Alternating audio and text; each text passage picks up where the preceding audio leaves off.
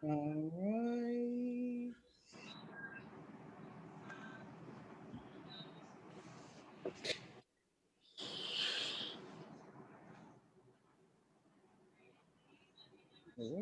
What is happening right now? Because we're live. It is. I'm just trying to see where did it put it on my page? What did it do? Because we are live. I'm just trying to figure out exactly where. Because I'm looking at it. There. I just don't know exactly. Did it put it on my page? See if I can find you. Oh, they're killing me. Let's see. Because it is live. I'm looking at it. It is live. I just trying to figure out where did it put it. Hello, everybody. Wherever we are. The joys of technology. All right, let's see. I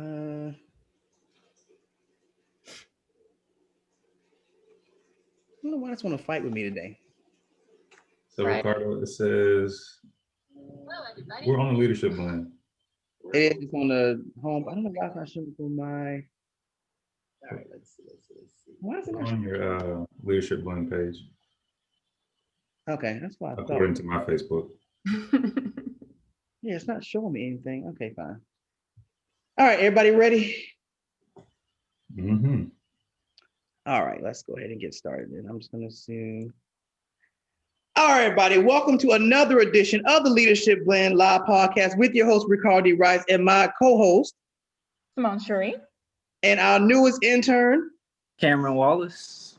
All right, so today we are doing what we do best. We're having those really hard conversations, and today's conversation front and center is education. What has COVID done to it?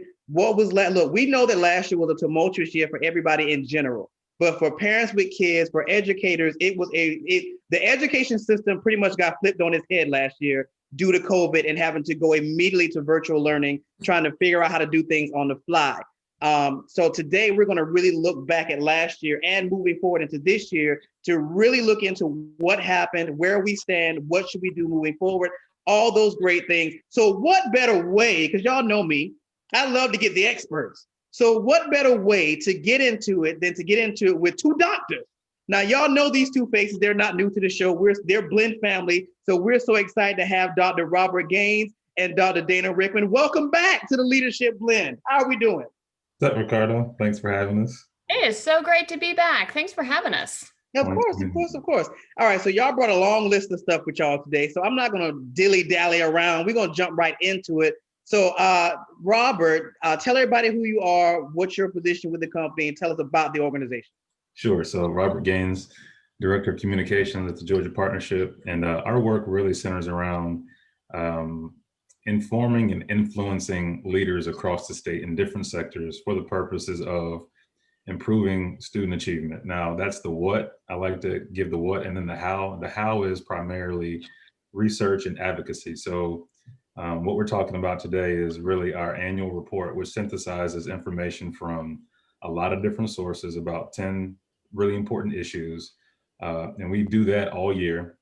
And so that's one of the things we do is take information that people have already kind of written on and we make it really digestible for folks who may not read academic journals, for instance. And then the advocacy part, we really try to connect with organizations that are advancing policies that are good for students, all the way from pre-K to post-secondary and into the workforce development pipeline, so that students who are entering a pre-K program and then hopefully graduate from a post-secondary institution are equipped and ready to advance Georgia's economy by way of a job and a career. So that's kind of the space we live in. All right. So, Backgrounds, though. Can we get quick backgrounds? Because I don't know if everyone else has seen the doctors have joined us before. So background, like just personal background? Yeah. Okay, yeah. Some professional too. That would be All helpful. right, Tennessee born, Atlanta bred, Morehouse College graduate, very proud Morehouse man. Also attended Penn State University and University of Georgia, where I earned a master's and a doctorate respectively. Joined the partnership about 3 years ago, and it's been a fun experience. Love working with Dana, and the job really stretches you every day because education, policy, and all the external factors that shape the work we do keep you on your toes. So no day is dry, and you just try to keep up as best you can. Yeah. All right, Dana, what about you? A little background. I am Dana Rickman. I'm the Vice President of the Georgia Partnership for Excellence in Education, and I've been at the partnership since 2011. I started out as the Policy Director and then got the title of Vice President, which just means I'm the Policy Director with more stuff to do. But it's been a ton of fun. I'm actually a military brat, so I grew up a Navy brat, so on the coast. Every couple of years, moving West Coast, East Coast, around the military bases. But my background is actually in research and policy, and I got my PhD from Georgia State University, Panther Pride. And so I've worked for like the Annie Casey Foundation and have done a bunch of research on education policy. So I'm really a research data policy wonk kind of person. And so I've worked really hard over the, my career to take, as Robert mentioned, complicated research and make it digestible to everybody so that people can get the facts and make good decisions. And that's what we do with partnership. Yeah. All right, so let's get into why this is created every year and what is the objective of the top 10 issues in education.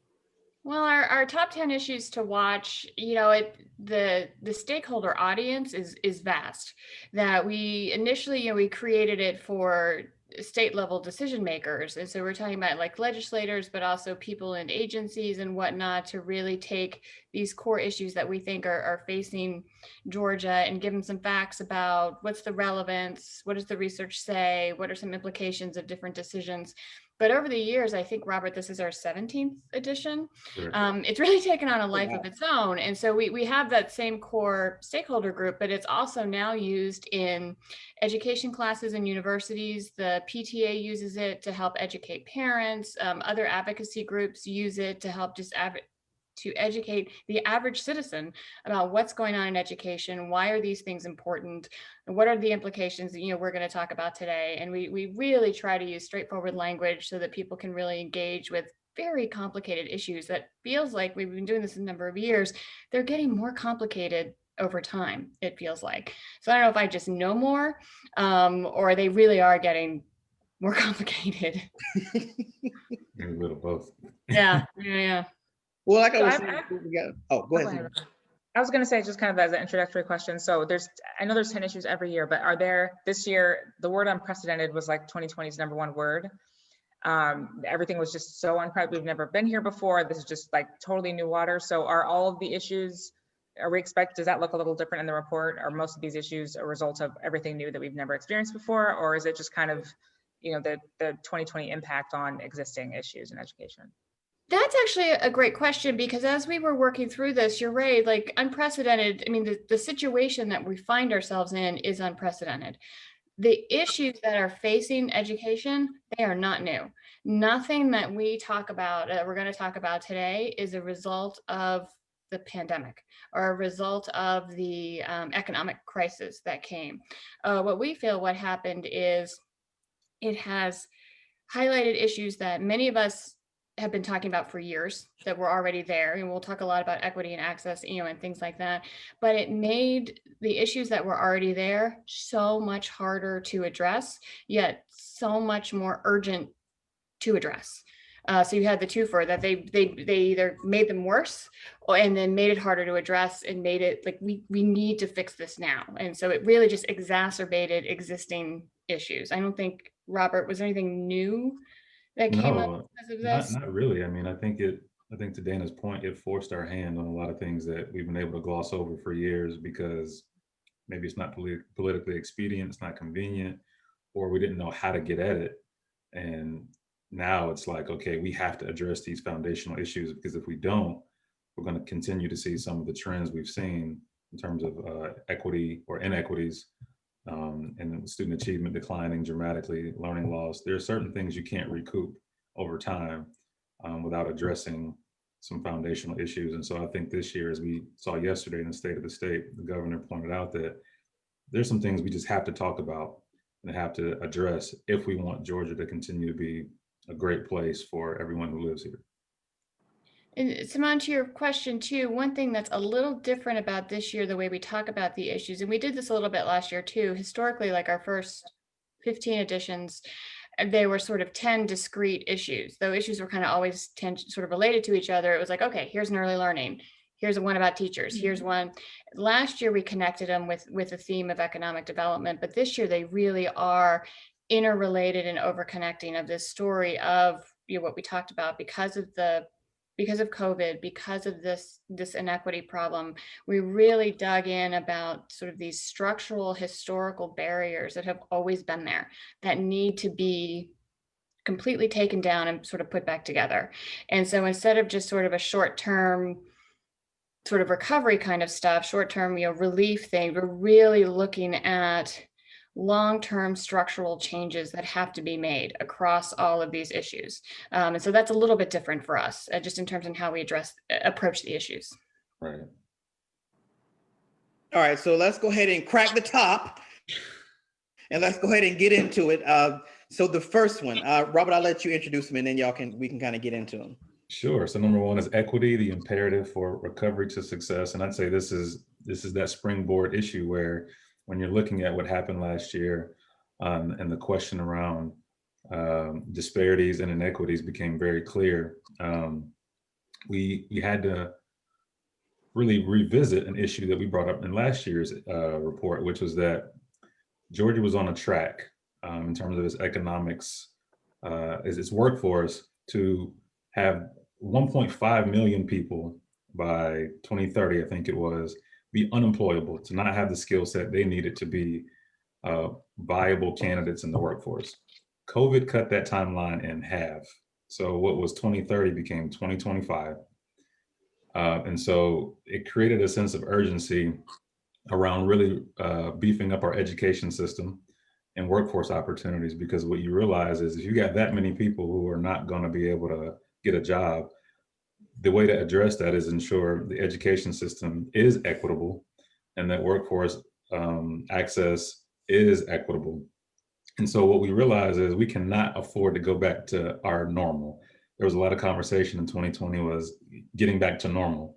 Mm-hmm. We said out the gate, getting back to normal is not a viable option.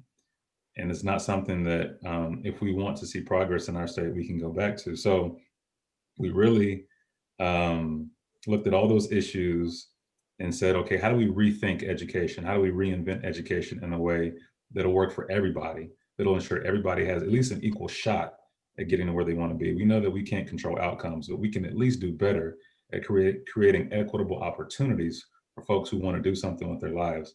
And so we took that lens of equity, particularly around racial and social context, and applied it to the whole report, which is what Dana just noted, pulling that thread all the way through. And I think what this first issue does is really lay out, we try to very clearly lay out this argument that if you look at what happened when COVID hit and what continues to happen, where African Americans in particular, but low-income Georgians and Georgians of color, more likely to get COVID, least likely to have health insurance. They have higher unemployment rates, higher percentages of household insecurities, and all of these other negative things have happened to our populations of color and low income. And that's not like an accident, right? That you can actually look at historical policies and decisions and structural barriers that made that a pretty much assured outcome of what was going to happen, this sort of disproportionate impact of these crises, frankly, based on race. And then you look at the impacts of the children in school, the kids who were in school, especially, again, children of color, but low-income children generally, missed more time, had lower quality access. All of these kinds of things have hit harder on schooling. And so you start thinking about the educational system, and what we know now and have known for a while is that your socioeconomic status and your race is a better predictor of post-secondary success than your cognitive ability. And when that's true, like when that predictor is true, that's a systems problem, not an individual. It's not the people in the system. It's the problem with the system. And so thinking about how all that has laid out, what are the systems that we're really talking about? And so then that issue 1 sort of lays all that out. And then we use that lens of what are these systems we're talking about that have caused these inequities that we have to fix the inequities. And then we start with issue 2 and do that all the way through. All right, so let's go. With that being said, let me ask this, because when I initially met you guys 2 or 3 years ago, there was a pullback to the conversation about vocational schools and really bringing them back, because that skill set that they would acquire through a vocational school is fading away. The labor, especially when it pertains to real estate and electricians and welders and all things. Is that a real conversation that we're really going to have now? Because I felt like a couple of years ago it was kind of theory. Now, is this something we really need to talk about that can actually aid in what we're talking about in this particular moment? Yes, absolutely. And that's actually been one that we've been pushing. And when I say we, not just the Georgia Partnership, but Georgia in general, is how do we, especially through our technical college system, but these sort of middle skill, really highly skilled jobs that do not require a 4-year degree, but things like, everybody says welding, and you can't get through a conversation without saying welding, so I'll just say it so we don't have to go back to it. But all of these others, really highly skilled technical kind of jobs that pay really good wages. Like when I hear what they make, I'm like, questioning my own personal life choices. Trust me, I played around with a blowtorch after I heard about how much it is. I went and brought a blowtorch. But there has, for years and years, there's always been sort of a stigma around, oh, you're going to Votech, that's for those kids, or, the kids that aren't as smart. And these are really challenging programs. And so what we've been trying to do is really change how people think about those kind of programs, and that 4-year college is not for everybody. We don't want everybody to go to 4-year college because there's not enough jobs there. And so thinking about the different on-ramps, we have friends at the Metro Chamber of Commerce that talk about the different on and off ramps to a career. And, how can we have a lot of different on-ramps into a career, either through apprenticeships or internships or 2-year degrees, 4-year degrees? How do credentials stack up? And thinking about longevity of careers. Like those are conversations that we really are trying to push right now. So leading into the second issue, I have a question. The second issue, top 10 issue, was about funding. Yep. Which every single year, not every year, but during the session, our state legislature has a mandate to pass the budget. It's, if they do nothing else, it's like the one thing that they have to do. And it's a very important piece of all of these other issues that we're talking about, and whether or not they could all come to fruition and how quickly they could come to fruition.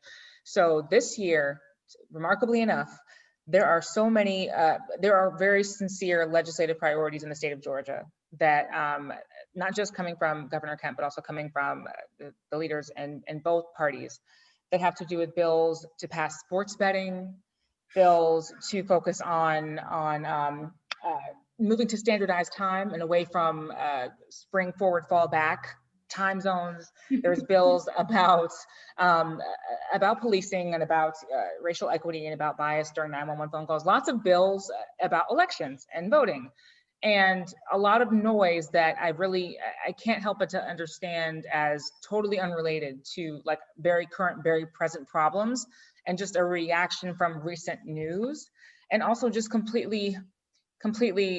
I mean, I'm not hearing about sports betting for the purpose of funding education or the holes in education. So how do you approach the topic of funding with our state, and how do you handle like the political climate and the fact that everyone's attention just seems to be completely hard to focus on the real issues?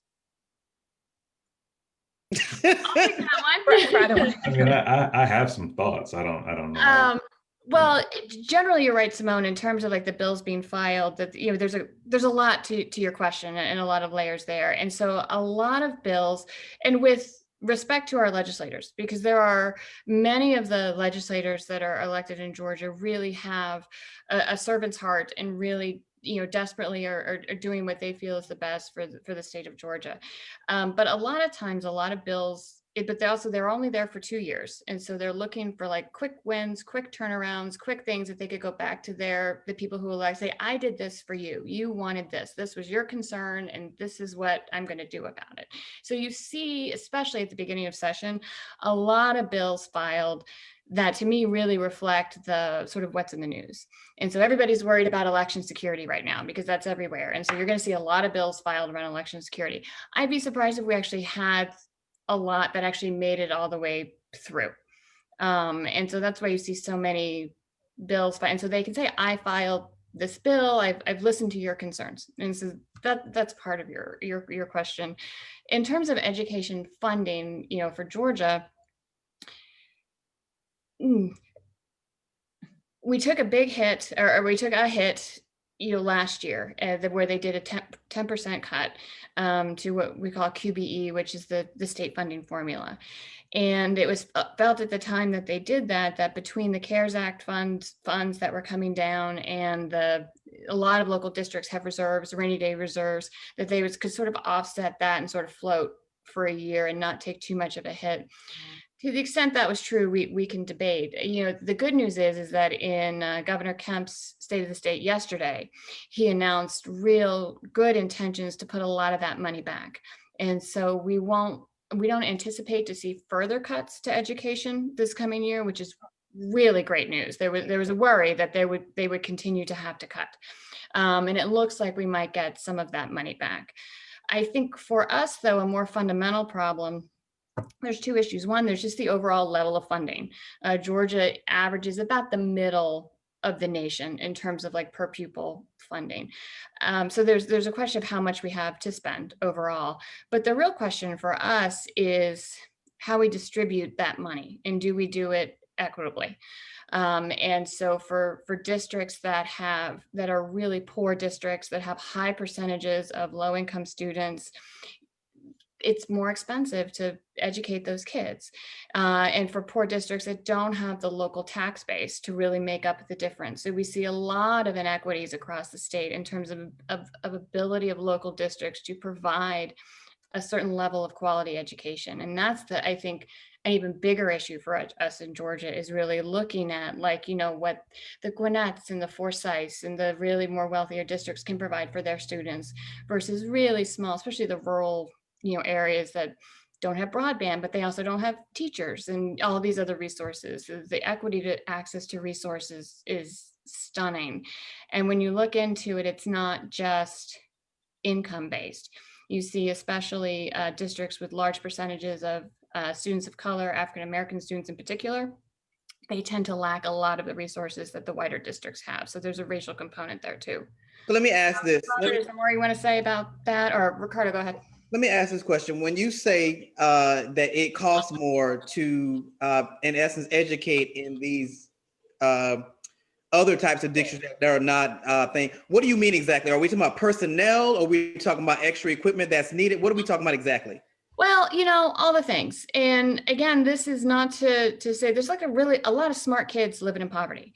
So it's not a comment on anybody's cognitive ability, but low-income children tend to cost more simply because they have more needs. And so you're talking about children that come to school hungry, that come to school that don't have, the family supports that a lot of more upper income people have, that have all extracurricular engagements and things like that. They tend to be a couple of years behind in terms of on grade level reading and all that other kind of stuff. And so there's socio-emotional supports that you have to fund. There are usually remediation supports that you have to fund to get them caught up. And so the things that we know work for high risk, low income students, extended day, wraparound services. A lot of times the schools are the only place for healthcare, mental health support, dentistry. Things like that. And so schools that have high percentages of low income kids, they have to do more than just basic education to keep their kids up. Okay, so we're talking about basically filling in the gap. Yeah, a great example, and this was actually not even in rural, a couple of years ago, there was a school in DeKalb County that it was considered a failing school by the numbers, but there was a abandoned building that was in the school zone that closed down, like they demolished it because it was abandoned. And it turned out there were like 30 kids that were enrolled in this elementary school that actually lived in that abandoned building. And so the school came together and helped them find new housing, transportation, coats, clothes, all of these kinds of things. And that cost the school, it was mainly the teachers doing their personal money. But when you have to deal with situations like that costs money, right? And trying to figure out and educate on top. And so it's those kinds of things where low-income kids bring more challenges to get the kids being able to focus on their learning. Okay. And additionally, Ricardo, one of the things that we've been talking about for a few years now is this idea of how much does it actually cost to educate a child adequately, right? Which is the standard the Georgia legislature set. In the Constitution of Georgia, the state has to provide an adequate education. Well, what is the monetary value of an adequate education? We don't know that as a state. And so part of what we're advocating for is someone to do that research to say, in the state of Georgia, it takes X amount of dollars to provide an adequate education. And then, above or below, you can start making some of those equitable allocations so that if you see that students in some parts of the state are $1,000 below what that number is, that threshold, you can make more calculated and strategic decisions accordingly, because you know for sure that at least as of 2021, this is the dollar amount that needs to be allocated to each student to meet the standard that the state has established, but we don't know that number. So if you look at issue 2, we advocate 2 specific policies, one of which is, a cost study so that we can know for sure the amount of money it costs to educate students in our state. We don't really know that right now.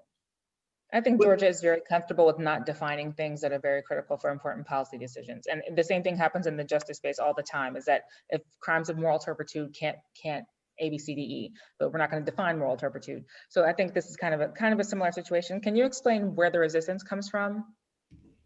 Like, and what the argument is for the resistance? Why, like, what the argument is for? I understand we could always better distribute the funds, and that's clearly a huge problem. But in terms of whether or not there is enough or should be more, like, where does some of the resistance come from? Where are the arguments? A lot of it is political. And so for one, if you say that there should be more money, based on our current tax revenue, there just isn't.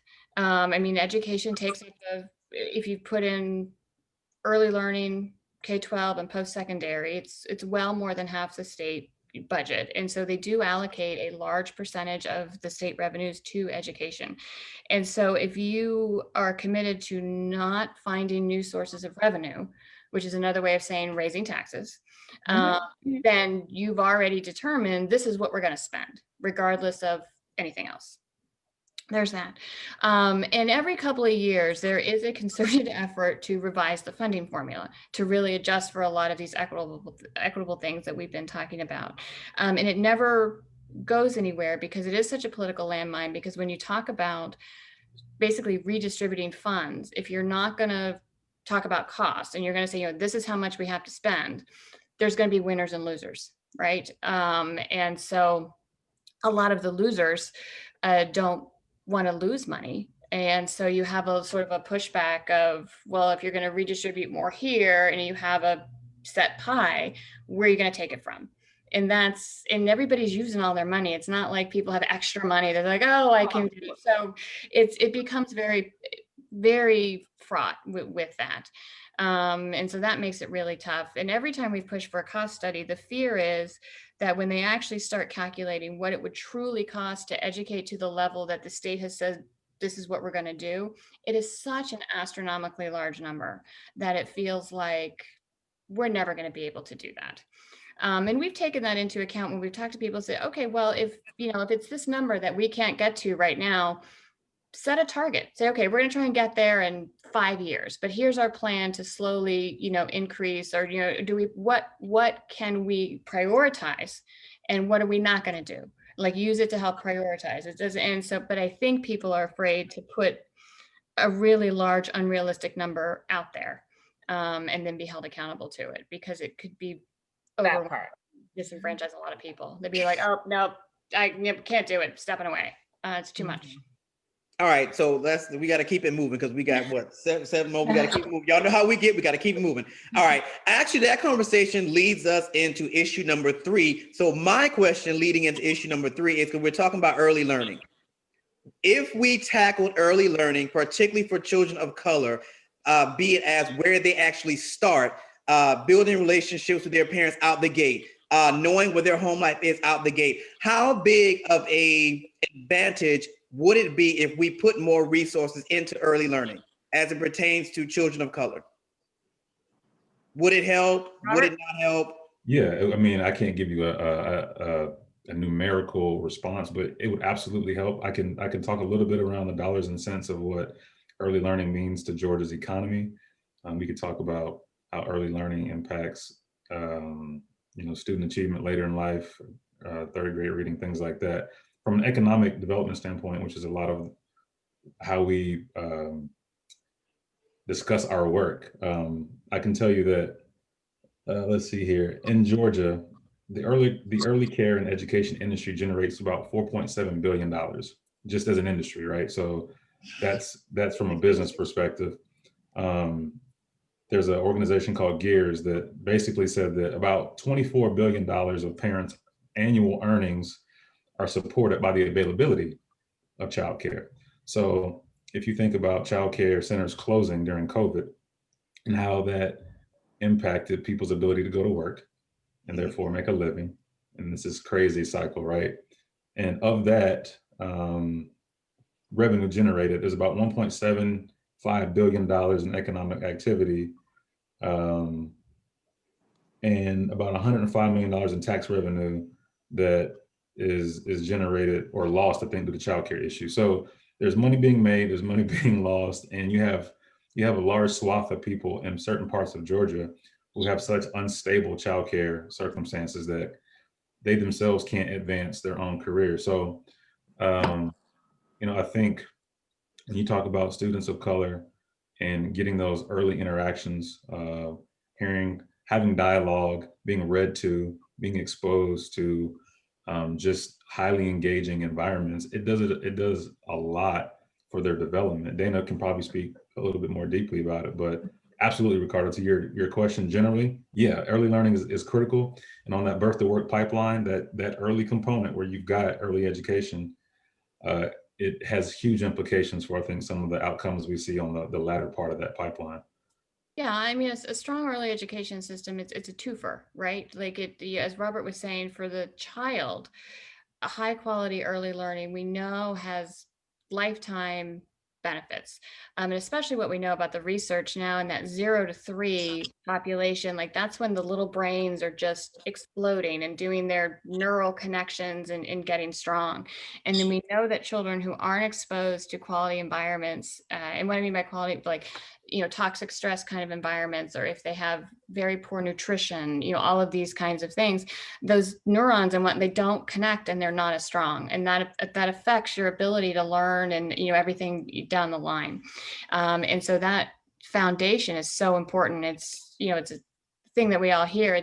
You're going to fix a house. If the foundation is strong, it's very easy to fix a house, but if that foundation is cracked or, whatever, it's much, much harder, right?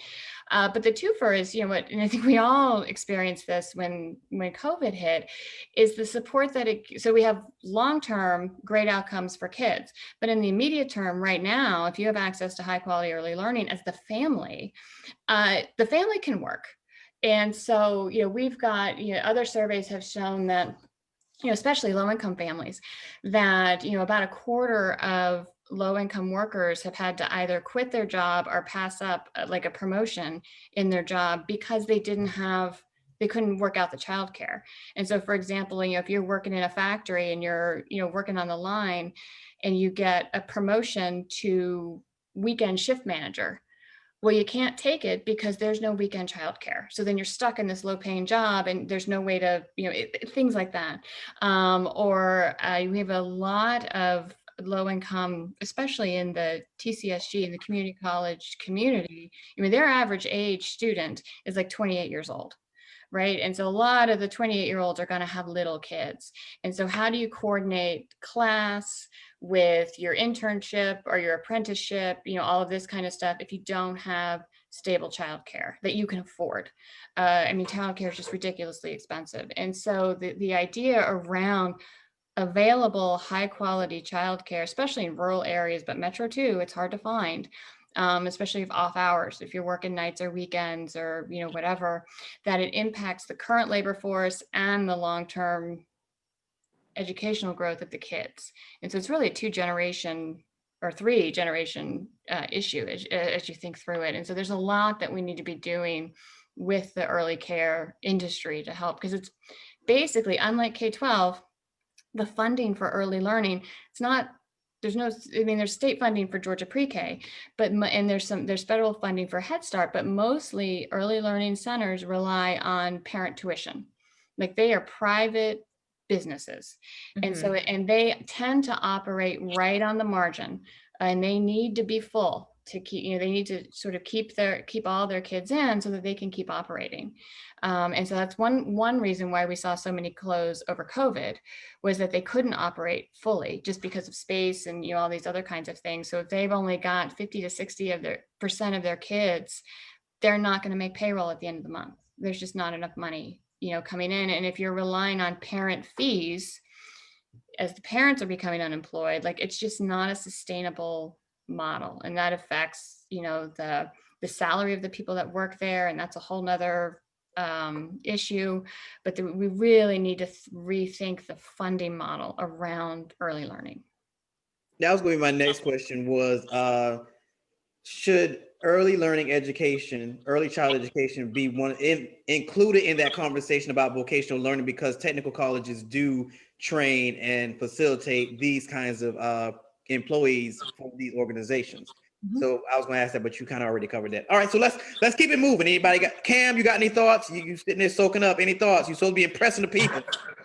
Oh, I mean, I had a couple thoughts on the last couple points, but I mean, for this one specific, I would say, like, with the increased expenses of COVID, like, how does that affect the new budget or the proposed budget that should be coming for the early learning budget? I mean, like, there are new expenses that were kind of like, as we were saying, like, unprecedented. There are, like, new expenses that should be incorporated into that budget, like more personnel to kind of like keep children in separate classrooms and things like that. I mean, moving forward into 2021, we don't necessarily expect the same response as we did last time in the pandemic, but what does that new budget, what should it be increased to incorporate all of those new expenses that we've been seeing in the education system?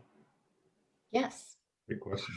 I mean, that's a great observation. That happens for both early learning and K-12, and frankly, post-sec too in the university system, where at a time that they're cutting budgets, their costs are increasing exponentially. Because, at the beginning of 2020, what school system or early learning system planned for having to buy PPP, right? Like, how do I buy, N95 mask in bulk, and where can I get them? Nobody was planning for that.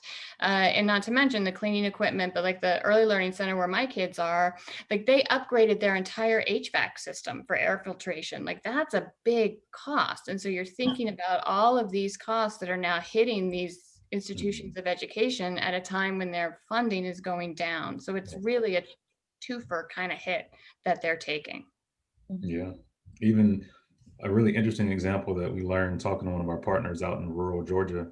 She said that, geographically, a lot of the more rural counties in Georgia, very small student population, but everybody's spread out. And she was saying how to take a bus to pick up students, you can only have half of the capacity for a school bus. So you're doubling your trips, because you've got half the capacity, because you can't put everybody on the bus safely and prevent folks from getting COVID. So that doubles the cost of, like, fuel. And, so Cam, to your question, man, a lot of the unexpected costs, I put pressure on districts to figure out where to get the money, where to cut in other areas, and hoping that the revenues come through to meet their needs. All right. I just want to say that's my little cousin. I just want to say that's my little cousin. He runs in the family. We smart like that. Yeah, you should be proud. He's representing well. Good job. He already knows. After the show's over, we have another conversation. All right. So the next issue, number 4, I don't really want to get into it a lot per se, because deliberate restriction. Well, we were talking about virtual learning anyway before we got into this. It's just like it's amplified now. And I really want to get into 5, honestly, but I'll let y'all. Dana, give us some insight into number 4, you and Robert, and then I don't want to spend a lot of time on it, Because I don't feel like it's a really new issue per se. It's just pressing because we had to do virtual. I'm shocked. Go ahead, Dr. Rickman. I want to hear what you have to I say would about say it. I'm stunned. this one for our viewers, delivery of instruction, and Ricardo's right, we're talking about virtual learning, but what we did was we took a different spin on this, is that the impact of COVID and everybody working from home or learning from home or wherever gave us an opportunity, us meaning the educational industry, to think about how students learn, where we reach them, how do we reach them, how can we engage them. And this is an opportunity for Georgia to really think differently long term about what school could look like. And then clearly virtual learning, some kids are great with it, most kids are not. Like, that's not the preferred delivery of instruction model, but thinking about different ways, like different hybrid models, and especially these learning pods that have popped up, that the way they're currently designed have kind of made equity worse. But could we turn that on its head and think about, like, we're talking about high need students, or students that really need extended learning time or focused interventions, or English language learners. Could districts create their own pods based on a certain need, like for their English language learners or kids who need extra reading support, and set those up and provide extended learning time around different kind of pods, and use some of this virtual technology that we have to support in-person instruction, and really think differently about almost like personalized learning, and what have we learned from this time that would be helpful to us moving forward. Also, the nobody has good internet and this really isn't working problem. Well, right. And that was the only question that I had, which I thought was so huge about this, was not just the digital divide or the virtual learning piece, but there are students who are behind. That does make it a challenge, that there's less individualization, I would assume. There's less opportunity for that student to just kind of like ask that question, or just to stay after class, and just kind of like, to me, it feels like it would be so exacerbated. And then when I think about the fact that there's kids who are usually 2 or 3 or 4 to a household, and then you've got somebody who's maybe in high school, but they can't just virtual learn because they've got to make lunches for their siblings, which they wouldn't have had to otherwise. And they've got to, because their parents have to work. And so I'm imagining just not just a lot of, I don't want to say latchkey kids, but kids who are having to do some parenting and to do more than just be in school, which is what they were doing all day, was just being in school. And that was hard enough. Right. So we're not advocating the current situation as what we should be doing, but what can we learn from this to, I think, supplement once we get back to in-person learning? What could that look like? And what are some alternative models, how we deliver instruction for different types of students based on different needs and where they're learning and what they're doing? This was an issue that Robert actually wrote. And so I'll stop talking and let him really, he dug into this a lot. I think Well, Robert, before you do that, Cam, what was you about to say? Well, I was just going to say, like, just also keeping in mind that some students don't have like conducive learning environments at home. Unfortunately, that's just not a reality for everyone. So I was just going to add to that, like, it's not always just, technical difficulties or the Wi-Fi, things like that. Some students, like rely on, guidance counselors to help with their mental health. They rely on school lunches to feed them a lot, so there's not necessarily always the stereotypical conducive environment for learning at home. And that's why, school and the incorporation of health, whether that health is emotional health or whether that health is financial health, all these things should kind of be incorporated into that early learning. So I was just going to add to that. Yeah, you're absolutely right, Cam. One of the big takeaways from last year is that schools do a lot more than educate students. So when students are not able to be in a school building, they sometimes do go without food. They do go without a hug or someone demonstrating that they care about them.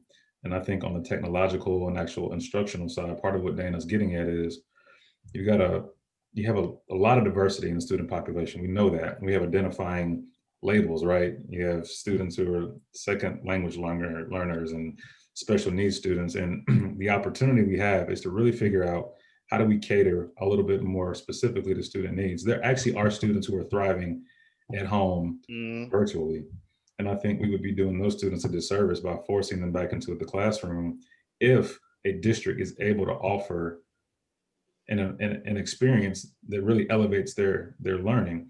So part of what we're trying to figure out, and the Department of Education is doing a lot of this too, is to what extent can we offer, not a buffet, right? Because we can't do that to the extent that some people would like, but how do we ensure that if you learn better in this type of environment, you've got access to that? Because some students do need to be in a classroom setting more days than not, but some students would prefer to be at home, pacing themselves according to whatever the virtual experience offers, and really kind of going in a more customized pace. So I think there's a lot that we're suggesting can be in play more so than we have offered in the past. And a lot of it is going to be determined by resources, financial resources, but also teachers' capacity to do some of the stuff we're Yeah. proposing, which is like issue 5, right? You've got all these Ricardo's dying to get into it. You know, yeah, go ahead, Ricardo. I set it up for I thought you. Governor Maybe you Kemp know me already so solved well. this You problem. know me so well. You know that's what I'm waiting on.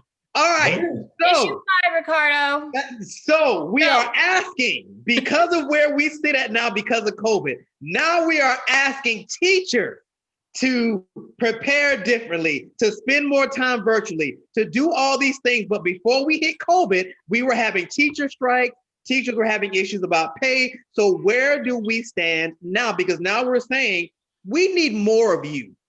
We need you to really, really get into it and really, formulate how this should look moving forward if we decide to keep virtual learning. We need you to spend more time with. So what does this look like for teachers? Pay-wise, preparation-wise, what does this look like? Which is issue number 5. Anybody? Come on, Dana. What you got? It's a hot mess. It is. Unfortunately, I mean, God bless teachers, right? I cannot imagine a harder, more challenging job. And I'm sure there are, especially those right now in the healthcare profession, but the teachers, God bless them. I pray for them every night. The things that we're looking at are really long-term solutions. The partnership is looking at. In the short term, we have a significant problem with teacher burnout and teachers just feeling, frankly, disrespected because they are being asked to do everything. And I don't think generally they feel like they're being told they're the solution, but they're not being brought into the conversations about what that solution. They're being told this is what you're going to do. There are exceptions. There are some great districts doing it well, but generally I think there's a feeling amongst teachers that this job was already impossible and now you've put the impossible on top of the impossible. And God bless them, they're rising to the challenge. It's amazing what they've been able to do out there. But I think before COVID, we had some teacher shortages in some critical areas at different regions of the state or subjects. I think we will continue to see shortages expand if we don't change how we treat teachers, how we engage them, how they feel. We treat them as professionals. That includes appropriate pay, but also appropriate training, appropriate support, having them as part of the discussions of what a new virtual curriculum would look like how do they share their experiences? How do they collaborate with each other? I think it's a real fundamental rethinking across almost everything in terms of how teachers engage with the profession. And we've been saying for years, treat teachers like professionals, and we just haven't done it at a statewide scale level. And we're already in trouble as a state, and we're really going to be at a crisis point if we don't change how we engage and work with teachers and support them. Yeah, and that teacher shortage issue has real major implications for, again, the equity conversation we're having, particularly around who gets the best teachers, the most experienced teachers, teachers that are actually teaching in their field, right? So you have some students who get teachers with minimal experience and are not teaching in their subject of expertise. So what does that, how does that prepare you for college or even being ready for the next grade level? Not as well as your friend in a different district who is just swimming in resources. And so it is important that we shore up the teacher pipeline because again, it's going to affect those who are already disadvantaged the most. We in the report, the case. I was going to ask, in the report you mentioned that there's shortages in like math and science and what are they? Special ed is another. Yeah, and I kind of was like, well, what else is there? Like, so it's nothing but, so it's like history and math, but I mean, history and English, there's like plenty of those. And that's like, is that it? Basically, we have a lot of like elementary school teachers. I mean, if you just look at like the number of people coming out of elementary, reading, science, history, there's a lot of those, and there's a lot of non-science fields, but particularly at the middle and high school level, we have a shortage of math and science teachers, special education teachers, English as a second language teachers. And we know like the economic pipeline, the jobs are in the STEM field. And we know Georgia really struggles, as most states do, like with our math and all these other kinds of stuff. So it's a real critical need for us.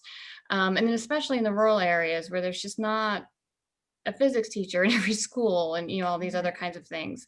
And also too, the diversity of the teaching corps, I think, is really important. And it's something that we don't talk about very much, but I think we really need to, is that the more than 50% of our students enrolled in public school are Black or brown students, they're minority students.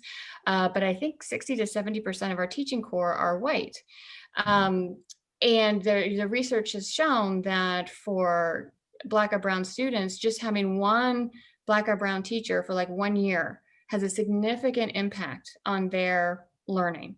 And so we've got to think about how do we recruit Black and brown teachers into the profession and keep them there, because they have a real significant impact. It's really, I think, impactful for a child to see themselves as a professional in front of them, teaching and educating, and we just don't have enough of those. And so we really need to think about strategies in recruitment and retention along those lines.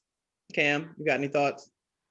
Well, I was just gonna say, growing up in a very like low income area, we weren't able to necessarily have teachers that looked like me. Most of the teachers that I had in early education were white. So it just kind of like, that just goes to show that I never actually saw it as a possibility until I got to high school, where I had a lot of foreign teachers and they still did not necessarily know how to handle the dynamic of the classroom, because it was kind of like a big cultural shift. So just like, experiencing that firsthand, it kind of just like opened my eyes to like the disparities as far as like teachers not being the better teachers being pushed to the better districts in the state, and then those better districts receiving better instruction, and it kind of leaves those rural areas to the side. So like, how do we manage as far as like the disbursement of good teachers, or the disbursement of teachers who can actually like produce a good learning environment? How do we expand that to rural areas? Like, does that come through funding and through increasing teachers' pays? Like, how does that work? And more men too. I really appreciated my male teachers. Yes. African-American men in particular, there's a couple of initiatives in other states that are really looking at how to do that. And so Cam, that's a really great question. Part of it is certainly pay, right? Like you need to have a career pathway that you feel would support you and your family. And so one of the things that a couple people have been talking about, that especially if you're a first generation college student, for example, and you're looking for, a career, you're probably not going to go into teaching, because chances are if you're a first generation college student, you're probably coming from a poverty background, your family is poor, you're looking to raise yourself and in your entire family out of poverty. Teaching's not the way to go, right? And so there is just this practical level of, we got to pay teachers more to attract people into it. But also too, thinking about like the rural areas, frankly, no matter how much you would pay me, I'm not going to go to rural Georgia, especially if I'm a young person, like just out of college. Like I'm not going to go to Cairo. There's nothing to do there. You tell me there's no internet. What am I, And so a lot of, Georgia is one of the states that really looking at sort of the grow your own. And so how do you encourage folks who are from that area, who have family and like it, and it's their, no judgments against Cairo, it's lovely. No, I know, but I don't even know where that I can't go, there's no internet. I can't go because there's I don't even know where that is. Down south, there's many wonderful reasons to be in rural Georgia, but if you grow your own, people who are from there that want to stay and they know the community, they know the people, that kind of stuff. Like, how do we encourage folks to become teachers from that community and stay there and continue to be teachers? That seems to be a big strategy that the people are doubling down on. And so, you look into things like loan forgiveness for teacher loans and, all these other kinds of things that we can do to encourage that kind of want. Yeah. All right, let's segue into issue 6. Now, issue 6 to me is another not new issue. My worry, and me and actually you guys' boss, Mr. Stephen Dolger, talked about this last year. His concern about being able to gauge when these kids are all back in one classroom, how are you going to be able to gauge where each child is outside of a standardized test that is not culturally inviting, especially the color minority kids who already don't like taking tests? So how are we going to gauge or assess where they are when they all get back into one classroom, which is issue number 6, accountability and assessments? What you got? what you got? What you got, Dana? What you got, Robert? What we got? Well, let me just kind of jump in at a high level. One of the things we've seen in Georgia for a while now is this tension between testing. Do we test too much? Do we test enough? Why are we testing? And then so assessments and accountability are kind of in lockstep, right? You want to be sure that schools are mindful of all their students. One of the things we lost from No Child Left Behind to what we have now in ESSA is just kind of like that. How is everybody doing? Did we lose that piece, Dana? I don't want to. A little bit on the accountability side, where Right. looking at the subgroups. Right. So there's a very knowing small how, percentage of is subgroup component. right. So knowing how all your students are doing is important because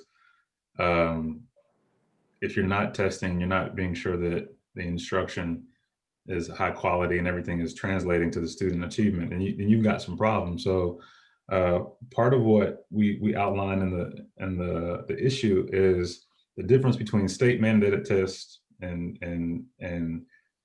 districts deciding that they're going to do a lot of testing and parsing out the two, because a lot of folks have articulated, even at upper levels of leadership, that we're over testing our students. But at the same time, to your point, Ricardo, how do you know where students are? How do you know if they're ready for the next grade level if there's no standardized way of assessing learning? And so last year, Georgia, as a lot of states, I think all 50 states applied and received a waiver for, was it the federally mandated testing? Yeah, the end of year test, because Yeah, the end of year everything was test. shut down. There's no reason so we didn't test at the end of last year. And Right. Yeah. Right. So the idea of pausing assessments because clearly the learning was disrupted.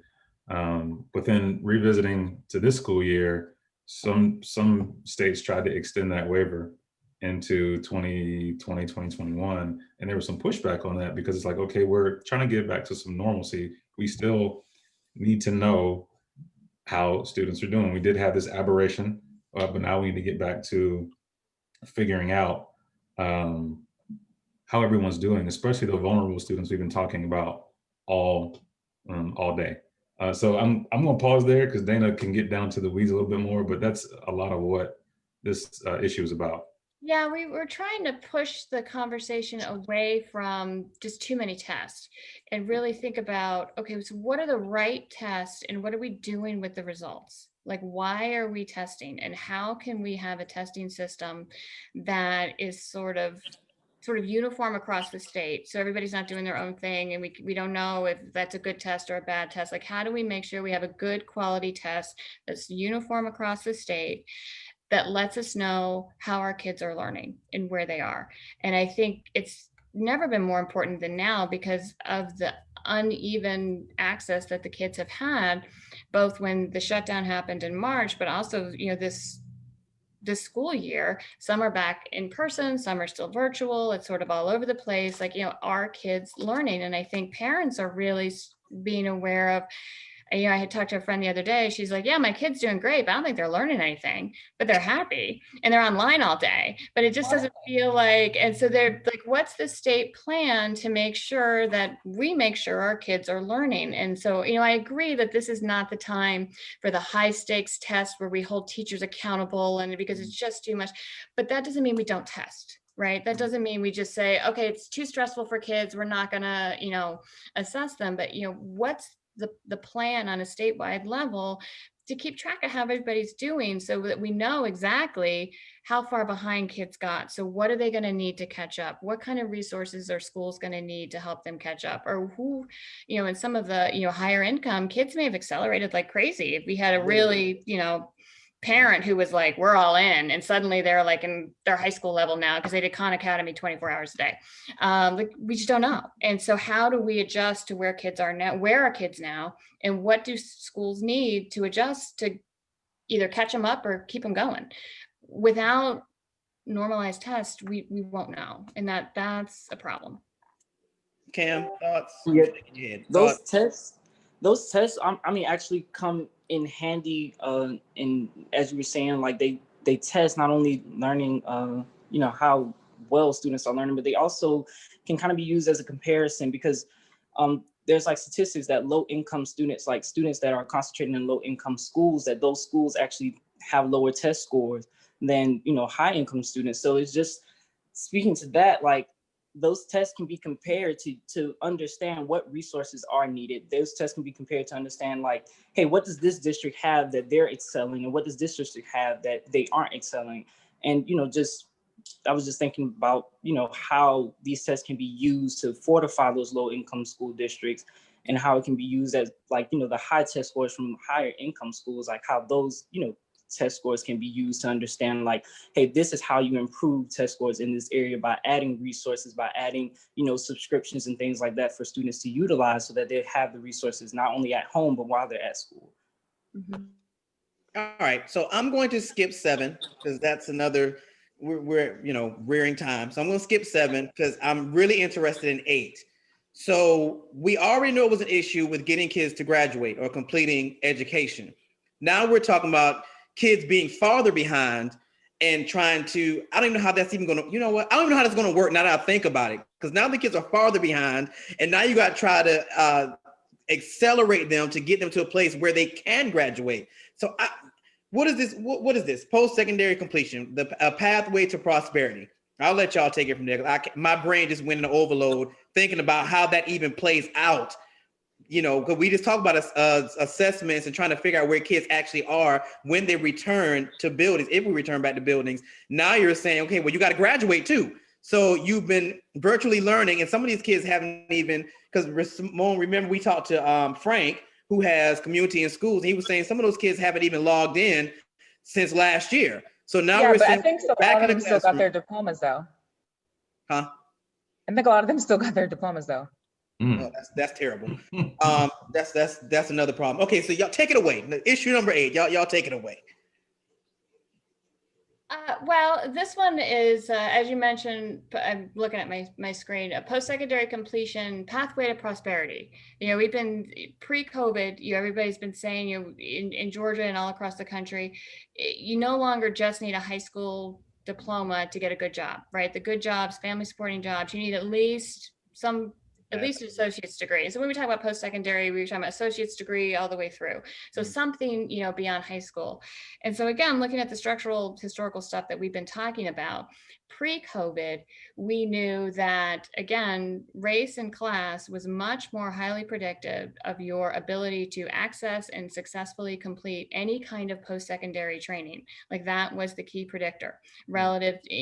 Doesn't matter how smart you are or anything else. It had to do with your race and your income. And we've seen, trends over the years that the highest, like the top tier colleges have become more and more exclusively white and high income. And, meanwhile, the relative population of people has become more and more diverse. And so there is a big access gap to post-secondary access and completion, and that was pre-COVID. And then, Ricardo, as you were mentioning, that everything's changed from COVID, and especially low-income and students of color have taken such a hard hit that post-secondary plans are changing quickly, and that you see a lot of students who were graduated in 2020 that they don't know if they can go on to post-secondary, and more likely the low-income and students of color are not going on to post-secondary, even if they had plans, pre-COVID, because of, economies and stuff. And so this issue really looks at, we got to address those barriers. And a lot of it has to do with financial aid. Georgia is one of 2 states in the country that does not have a statewide need-based aid program. There's certainly need-based aid in Georgia. You can get need-based aid through different universities and settings, and then there are a couple, but in terms of just like a blanket statewide need-based aid program, we don't have one. That is just, we're not going to get where we need to be without it. But when you look more deeply at this, that it's not just money. If you break out, and there's a lot of data in this chapter, even for me, there's a lot of data in this chapter. But if you look at it by regardless of income, so if you have upper income African Americans compared to upper income, there is still a gap on access and completion. And a lot of it has to do with income versus wealth. And that's something that we don't talk about very much. Whereas the white families generally, in the upper income levels, have been able to generate generational wealth, right? Because since the New Deal and whatever, they've had mortgages and access to VA loans and all, and credits and all these other kinds of things, that there is money, family wealth supporting them, not just the income of the parents. Where you have equal income African-American families who did not have access to the mortgages and all these other kinds of things, throughout the 19th and most of 20th century, they were not able to generate that level of wealth and safety net.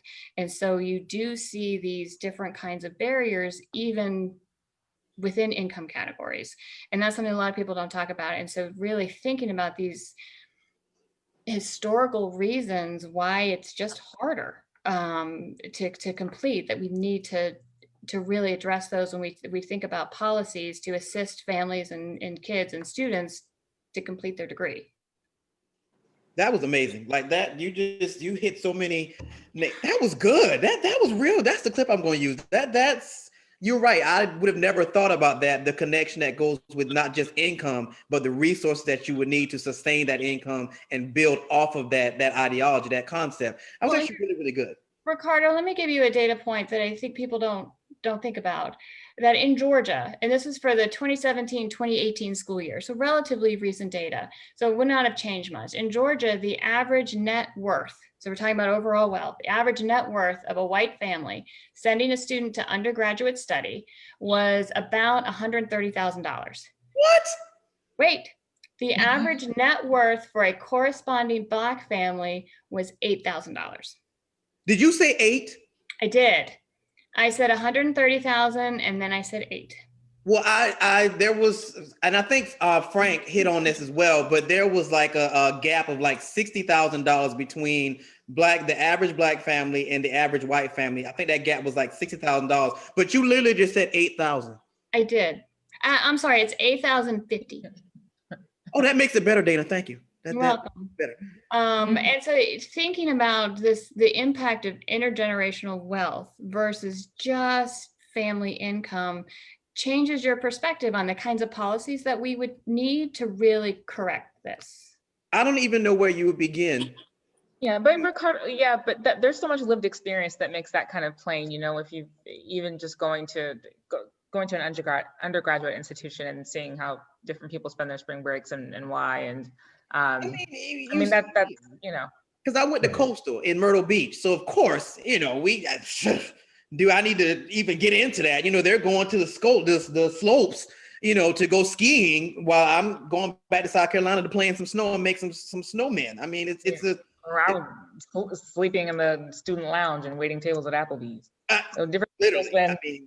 I think it becomes kind of obvious, but I'm glad that it's still important, but I do wonder if there's not a change, I guess, going back to assessments and how this happens. I do remember last year, and this was in law school, but there were a lot of individuals who were just kind of, for one thing, were panicking about any assessments remaining on the calendar, given what was going on. And on top of that, I do know that there was other schools that just kind of did the best they could, did a test, but never did a final test, or, you know, never completed this project or that project. And so I kind of wonder if that was a senior year for some students, like, does that kind of look like, all right, well, here you go, you know, like you're done, because what else can I do? Like keep you over the summer for something we can control.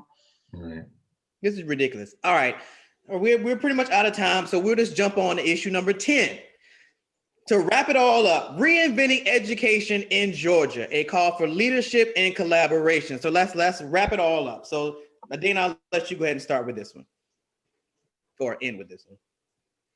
Yeah, this one is a bit of a wonky one. There's no data or fun charts or anything, but you know, we've been talking this whole time about reinventing education, about doing things completely differently, you know, systemic barriers and taking down systems and putting them back together, and then all of the stuff that has been put on our local districts to just operate. So keep that in mind, and then also remember that Georgia is what we call a local control state, meaning that, especially in education, the trend has been there for a while, that give as much power and decision-making authority to the locals to do whatever it is they need. And so we as a state, we don't like state mandates, like you will do this, requirements, things like that. And for the most part, local districts really like that because it gives them a lot more control over what they spend their budget on, you know, their local priorities, hiring and firing, their types of curriculums and things like that. But during this time of COVID and trying to reopen their schools under the pandemic, I think, you know, our state level leaders put out a lot of guidance and said, here's some things you might try. Here's some recommendations. There were no requirements for districts other than here's what you have to do if someone tests positive for COVID in terms of reporting. But there were no requirements over anything from you have to wear a mask to you have to report, you know, what your numbers are or anything like that. It was all suggestions. And so I think a lot of local leaders really felt like, and the state was like, and let us know what you need, make your choices and we'll support you. And so I think what we're facing now is beyond what a local district can do, nor should they be asked to do. I think what we need is to really take a step back and think about, again, long-term planning. If we're talking about entire system restructuring, you know, if we're talking about, you know, how do we think about retraining teachers? How do we rethink funding formulas? How do we merge health and economic development and education? Like, I think we need a strong coordinated plan that's sort of coordinated at the state level for then the local districts to operate within, and then have their local control around, okay, what does this mean for us? What are our priorities? How do we sort of move forward? And I think we're really lacking a strong plan of how do we get from A to B? Like, where do we want to go and how do we get there? And I think that's what the state needs right now. Robert, What do you want to say about that? Yeah, I mean, it's a mammoth effort. You know, I think one of the things that's most obvious is that education is almost like the hub of a lot of what we want to do. And you get all these spokes, right? And everybody's got to work in concert to get to where we want to be. And to Dana's point, the idea of being a locally controlled state sometimes creates resistance to a more collective approach to getting things done. But I think it's necessary. And I think a lot of times what we found, especially when we present on like our economics of education, is if you talk dollars, if you talk the economy and how this is going to be a benefit to you locally, your students will be better, your economy will be stronger, folks buy in a little more easily. So I think that, you know, it's an uphill battle, but I think that with the right leaders saying the right things and tapping the right people, it's doable. And that's the work we're really all about as a partnership, is bringing all these folks together, convening them, you know, giving them the charge and trying to equip them with the best information possible so they can make good decisions. That was a good company. That was good the way you threw that company line in. You know, that's what the partnership. That was good company. Throw that in. Communication director. That was an impressive. All right, two for two. Two impressive statements from the two of you. All right, so we're out of time. So I'm gonna get some final thoughts. Cam, give your final thoughts. What's your final thoughts? Well, I think that this particular segment kind of just highlighted how important the education system is in the economy and how the education system just kind of it pumps the economic pipeline in a lot of states. So hopefully this show will show, leaders and lobbyists and people who are just advocating for the education system. This will show them how important it is that, how important their job is and how important it is to think about funding education more and allocating the necessary funds to the necessary entities. So, Simone? Just encourage everybody to check out the top 10 issues, the one-page summaries, which I really, really like, and just thank the doctors for having really clear and concise and really powerful research, which doesn't read partisan, doesn't read left, doesn't read right. It's just very, very helpful, just useful and pragmatic research. And thank you both for having such tireless optimism. I feel like the more we talk, the more I learn, and the more frustrated I get, and the more optimistic you both are. There's always these opportunities for this stuff that I feel like should be day. it should be really simple, and I don't get why it's not. But no, but this was really helpful. We can do this, Simone. Everybody, Intentions. I think this year you guys' top 10 really hit. When I looked at it, I was like, wow. Like, we really gonna go all in on these things. A lot of these things were not new. They've just been amplified and magnified because of COVID.